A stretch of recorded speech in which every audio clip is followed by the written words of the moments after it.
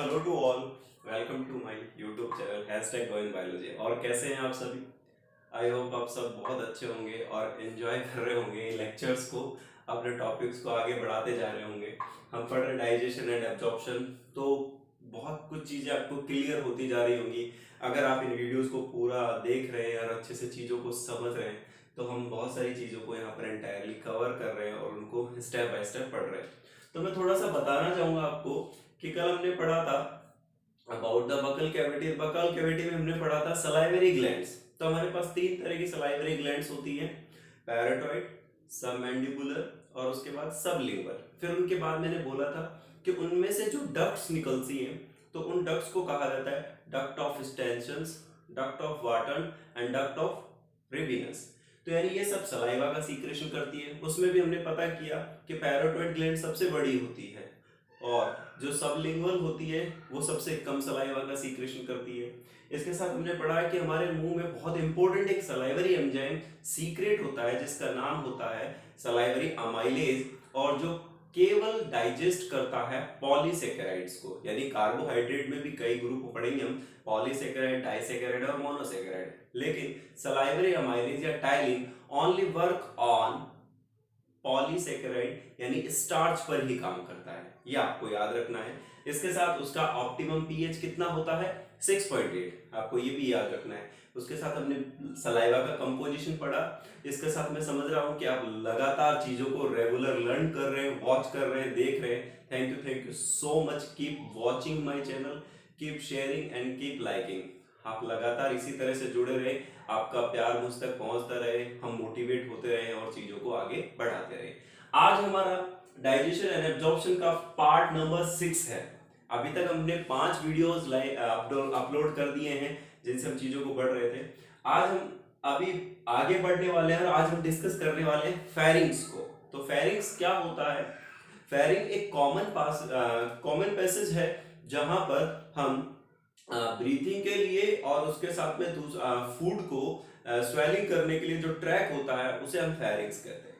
तो फेरिंग्स यानी commonly known as throat, Hindi में अगर बात करें तो फेरिंग्स को ग्रसनी कहा जाता है। और बकल कैविटी के बाद एलिमेंट्री कनाल में फेरिंग्स का ही पार्ट आता है। लेकिन हमने यहाँ इंक्लूड चीजें स्टडी करें। बकोफेरेंजियल कैविटी की जब मैंने एक वर्ड बात की तो बकोफेरेंजियल कैविटी क्या होता है, बकल कैविटी एंड फेरिंग्स। तो नाउ वी डिस्कस फेरिंग्स। तो व्हाट इज फेरिंग्स?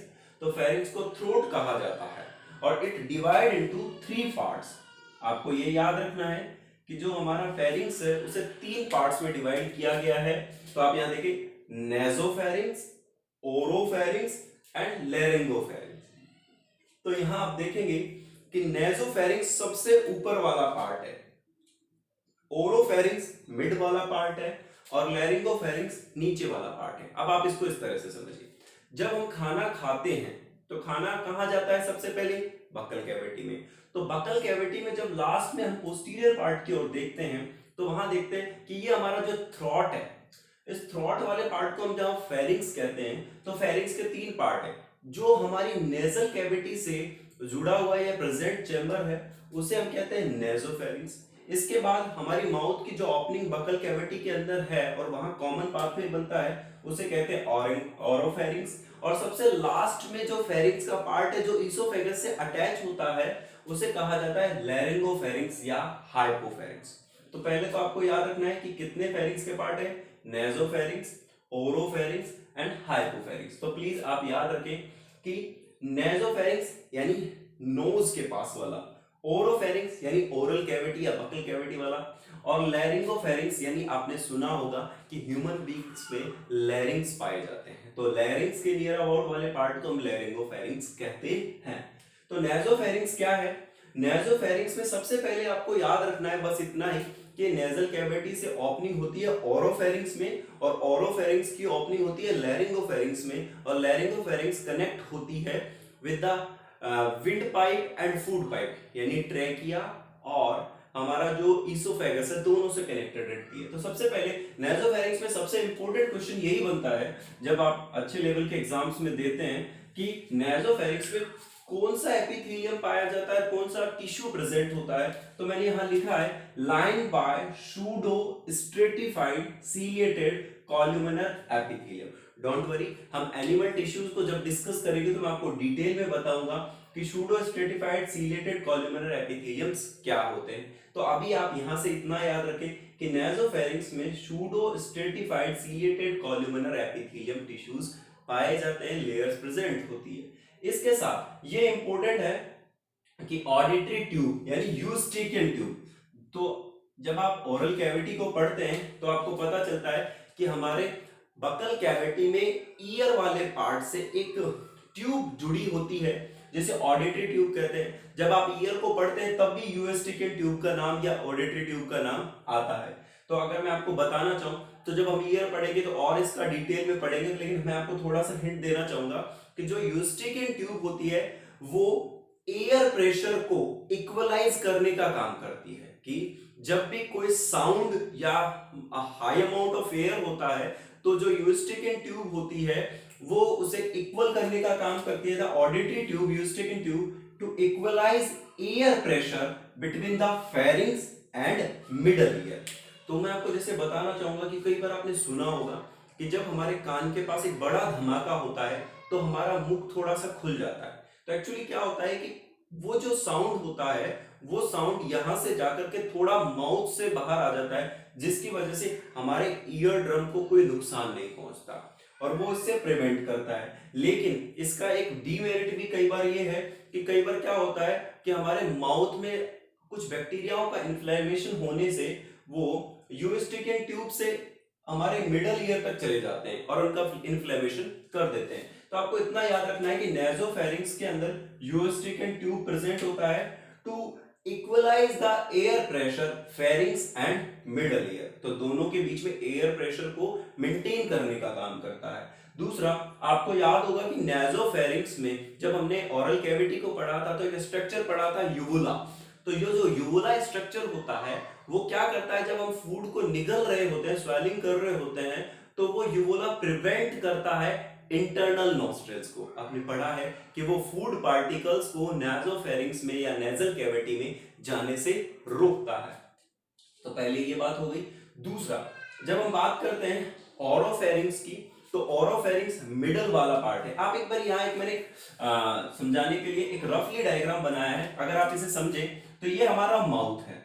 तो माउथ में हम फूड एंटर करवा रहे हैं, यानी फूड को यहाँ से ले रहे हैं, इंटेक कर रहे हैं। तो माउथ के अंदर अगर हम देखें तो यहाँ ये हमारी नोज है जहां से एयर एंटर कर रही है, तो ये अपर वाला पार्ट कहलाएगा नासोफैरिंक्स, मिडल वाला पार्ट कहलाएगा ओरोफैरिंक्स और नीचे वाला पार्ट कहलाएगा लैरिंगोफैरिंक्स। तो आपको पोजीशन समझ में आ रही होगी कि नासोफैरिंक्स ऊपर होता है, ओरोफैरिंक्स बीच में होता है और लैरिंगोफैरिंक्स उसके जस्ट नीचे होता है, जहां से इसोफेगस और ट्रेकिया स्टार्ट हो जाते हैं। तो लैरिंगोफैरिंक्स है। तो इसके बाद आप दूसरा देखिए आप ओरोफैरिंक्स। तो ओरोफैरिंक्स क्या है? This portion of the pharynx has both respiratory and digestive function.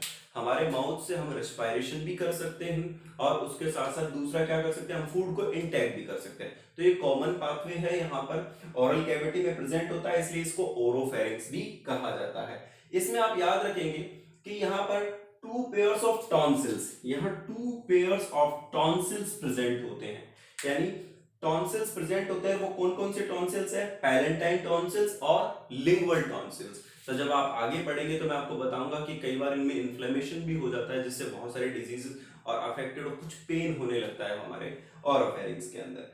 लेकिन इसके अंदर जो इंपॉर्टेंट क्वेश्चन यहां से भी बनता है वो यही है कि line by the non keratinised stratified squamous epithelium, कि ये किसके बने होते हैं, कि इनका जो फॉर्मेशन होता है वो किससे होता है? Non keratinised stratified squamous epithelium. Please जहां मैं इंपॉर्टेंट लिख रहा हूं आप उन्हें जरूर याद रखें, क्योंकि क्वेश्चंस नीट में और एम्स में यही से पूछे जाते हैं कि नासोफैरिंक्स किससे लाइन होता है, कौन से टिश्यूज प्रेजेंट होते हैं, यहाँ पर ओरोफैरिंक्स में क्या प्रेजेंट होता है, कौन से टिश्यूज प्रेजेंट होते हैं। आगे चले तो हम लैरिंगोफैरिंक्स की बात करेंगे। लैरिंगोफैरिंक्स, लैरिंग्स हमारी पाए जाते हैं और फेरिंक्स यानी लैरिंगोफैरिंक्स वो पार्ट है जहां रेरिंग्स प्रेजेंट होते हैं। तो ये ऑर्गन साउंड प्रोड्यूसिंग पार्ट होता है जहां पर वोकल कॉर्ड्स प्रेजेंट होते हैं। तो आप पढ़ेंगे जब एयर प्रेशर होता है, वाइब्रेटिंग होता है, तो साउंड का प्रोडक्शन भी होता है। लेकिन मैं आपको बताना चाहूंगा कि बर्ड्स में साउंड प्रोडक्शन में लैरिंक्स के जगह पर सिरिंग्स पाए जाते हैं, जिसलिए उनमें साउंड प्रोडक्शन होता है।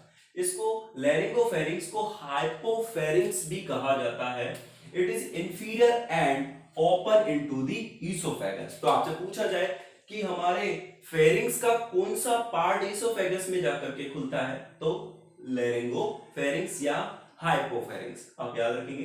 It is both respiratory and digestive pathway. ये both part respiratory and digestive pathway, जहां से हमारे साथ एयर भी जाती है और फूड पार्टिकल्स। फूड किस में चेंज हो जाता है, बॉलस की फॉर्म में। बॉलस की फॉर्म में क्यों चेंज हो जाता है, क्योंकि जो फूड को मस्टिकेट किया जाता है सलाइवा के साथ, तो वो एक गोल राउंड शेप में चेंज हो जाता है, जिसको हम बॉलस कहते हैं, जिसे हम आगे पढ़ने वाले हैं। Line by non keratinised stratified squamous epithelium. Same होता है यहां पर आप देख रहे हैं ओरोफेरिंक्स में और लैरिंगोफेरिंक्स में। तो आपको ये याद रखना है कि ये टिश्यूज यहाँ पर प्रेजेंट होते हैं। ये डायग्राम आप एक बार बस ऐसे ही समझने के लिए देख लीजिए। मैं बताया वापस से कि फूड माउथ से एंटर करता है, एयर नोज से एंटर करती है, तो ऊपर वाला पार्ट नेजोफेरिंक्स, दूसरा ओरोफेरिंक्स एंड तीसरा लैरिंगोफेरिंक्स। इसके नीचे आप देखेंगे कि एक पार्ट तो कहलाता है ट्रेकिया और एक वाला पार्ट कहलाता है यहाँ पर ईसोफेगस।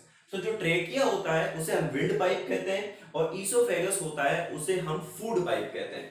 तो ट्रेकिया और यहां पर जो ईसोफेगस है, इसके अंदर जो ट्रेकिया जो होता है उसमें फूड पार्टिकल ना जाए, इसलिए उसके ऊपर एक flap, cartilaginous flap like structure present होती है, जिसे हम एपिग्लोटिस कहते हैं। तो मैंने यहां पर मेंशन किया है, the common pathway of oesophagus and trachea open into the pharynx and cartilaginous flap is called the epiglottis। तो यहाँ पर क्या प्रेजेंट है, एक एपिग्लोटिस प्रेजेंट है। जो एपिग्लोटिस होता है वो प्रिवेंट करता है फूड पार्टिकल्स को ट्रेकिया में जाने के लिए, क्योंकि ट्रेकिया विंड पाइप कहलाता है, जो आगे जाकर डिवाइड होकर के हमारे लेफ्ट और राइट लंग्स में चला जाता है, वो रेस्पिरेशन के लिए काम करता है। लेकिन हमारे फूड पार्टिकल्स को लंग्स में या विंड पाइप में जाने के लिए कौन सा स्ट्रक्चर होता है, एपिग्लोटिस। आपको पता होगा कि ट्रेकिया का अपर पार्ट जो कहलाता है वो ग्लोटिस कहलाता है और उस पर एक फ्लैप लाइक स्ट्रक्चर होता है। जब हम खाना खा रहे होते हैं तो वो फ्लैप लाइक स्ट्रक्चर हमारे ट्रेकिया को क्लोज कर लेता है, जिसकी वजह से फूड पार्टिकल ट्रेकिया के अंदर नहीं जा पाते। लेकिन कई बार मिस चीजें हो जाती हैं, तो कई बार, लेकिन तब भी हमारी बॉडी के अंदर कुछ ऐसे चेंजेस आते हैं जिसकी वजह से वो फूड पार्टिकल्स ओरोफेरिंक्स के थ्रू या नेजोफेरिंक्स के थ्रू हमारे बॉडी से बाहर फूड पार्टिकल्स को बाहर फेंक दिया जाता है। इसके साथ अगर हम बात करें, the glottis opening in the wind pipe, ये प्रेजेंट होता है इसके साथ में। नॉट द अपर ईसोफेगियल इंस्पेक्टर, ये जानना आपको जरूरी है, and skeletal muscles present most है। देखो अब आपको यहां से याद रखना है कि जो हमारी ऑरल कैविटी होती है उसके अंदर जब हम फेरिंक्स वाले लास्ट लैरिंगोफेरिंक्स पर जाते हैं और ईसोफेगस वाले पार्ट पर पहुंच जाते हैं, तो आपको याद रखना है कि हमारे ईसोफेगस के ऊपर एक इंस्पेक्टर होता है और उस इंस्पेक्टर को हम कहते हैं अपर ईसोफेगियल इंस्पेक्टर।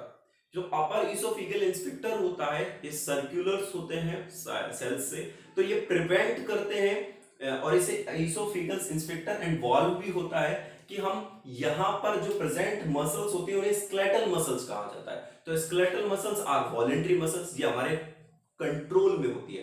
तो मैं आपको बताना चाहूंगा कि जिस भी चीज को हम खा रहे हैं, जिस चीज को हम निगलना चाहते हैं, वो हमारे कंट्रोल में रहता है कि हम उसे निगले या खाएं या ना खाएं। क्यों? क्योंकि वहां कौन से प्रेजेंट है, अपर ईसोफेगियल इंस्पेक्टर। तो ये कंट्रोल करते, ये हमारे कंट्रोल में है कि हम किस चीज को एंटर करें, लेकिन उसके बाद हमारा कंट्रोल यहाँ आगे नहीं रहता, क्योंकि जब हम पढ़ेंगे लोअर ईसोफेगियल इंस्पेक्टर होते हैं वो इनवॉलेंटरी होते हैं, लेकिन यहाँ पर ये स्केलेटल मसल का बना होता है जिसका हमारा ऊपर कंट्रोल होता है। तो आज का थोड़ा सा एक रिकैप कर लेते हैं। आज हम पढ़ रहे हैं फेरिंग्स। मैं आपको बताना चाहूंगा कि यहाँ से जाकर के यानी बकोफेरेंजियल कैविटी कंप्लीट हो जाती है। इसके बाद हम आगे पढ़ने वाले हैं oesophagus, stomach, small intestine and large intestine. इसके बाद हमारा गैस्ट्रोइंटेस्टिनल ट्रैक्ट, कंप्लीट हो जाएगा, एलिमेंट्री कैनाल कंप्लीट हो जाएगा, then will be started of the digestion. तो डाइजेशन मैंने आपको जैसे पहले बताया कि हम अलग अलग पार्ट्स में अलग अलग डाइजेशंस को समझेंगे। कार्बोहाइड्रेट का कहाँ कहाँ होता है, प्रोटीन्स का कहाँ कहाँ होता है, विटामिन फैट्स का कहाँ कहाँ होता है, न्यूक्लिक एसिड्स को कैसे डाइजेस्ट किया जाता है, ये सब चीजें हम आगे पढ़ेंगे। और इसके साथ जो एनसीईआरटी में कुछ डिजीजेस रिलेटेड बताइए उसके साथ भी हम समझेंगे। तो यहाँ पर आपको याद रखना है कि अपर इसोफेजियल इंस्पेक्टर प्रेजेंट होता है जो स्केलेटल मसल्स का बना होता है और ये हमारे वॉलेंटरी कंट्रोल में होता है। तो थैंक यू, आज के वीडियो में इतना ही। फेरिंग्स के बारे में है, फेरिंग्स से जो जो यहाँ पर मैंने इंपॉर्टेंट चीजें लिखी है यहाँ से क्वेश्चन बनते ही है। एक आपको ये भी याद रखना है कि जो एपिग्लोटिस पार्ट होता है वो एपिग्लोटिस पार्ट क्या करता है, फूड पार्टिकल्स को प्रिवेंट करता है to the enter of the trachea. ठीक है, तो thank you so much for watching my videos. Please videos को पूरा देखें, चीजों को समझने की कोशिश करें, लोगों तक आगे शेयर करें, सब्सक्राइब करें। लोगों को नॉलेज स्प्रेड करने से जितनी बढ़ती है, मैंने सुना है कहीं कि जो हम करते हैं वो हम तक लौट कर आता है। अगर हम कुछ अच्छा करते हैं तो हमारे साथ भी अच्छा होता है, और अगर हमको भी बुरा करते हैं तो हमारे साथ भी बुरा होता है। तो अच्छाई की बात यहाँ पर ऐसी है कि आप भी चीजों को सीख रहे हैं और लोगों तक भी सीखने की कोशिश कीजिए। थोड़ा सा मैं ये बताना चाहूंगा कि ये जो वीडियोस हैं, सबसे पहले तो Hindi medium and English medium both के लिए ही है, बिकॉज मैं यहाँ पर इंग्लिश टर्म्स का यूज कर रहा हूँ, लेकिन मैं लैंग्वेजेस दोनों यूज कर रहा हूँ। तो इंग्लिश में हिंदी वाले बच्चों को भी थोड़ा सा प्रमोट होना पड़ेगा, क्योंकि आगे आपको जाकर के डॉक्टर बनना है, आगे जाकर आपको फ्यूचर में बहुत सारी चीजों को सीखना है, तो वो सब इंग्लिश में होंगी। सो प्लीज अभी यहाँ से अपना बेस प्रिपेयर कर लीजिए। इसके साथ मैं आपको बताना चाहूंगा कि राजस्थान में बहुत वेरियस टाइप के एग्जाम्स होते हैं। जैसे मैं आपको एग्जांपल देना चाहूँ तो यहाँ पर लैब टेक्नीशियंस के एग्जाम होते हैं, रीड के एग्जाम्स होते हैं, या अदर बहुत सारे एग्जाम्स होते हैं जहाँ जर्नल साइंस भी होता है। तो अगर आप यहाँ से चीजों को समझ पाते हैं तो ये जर्नल साइंस को भी कवर करता है।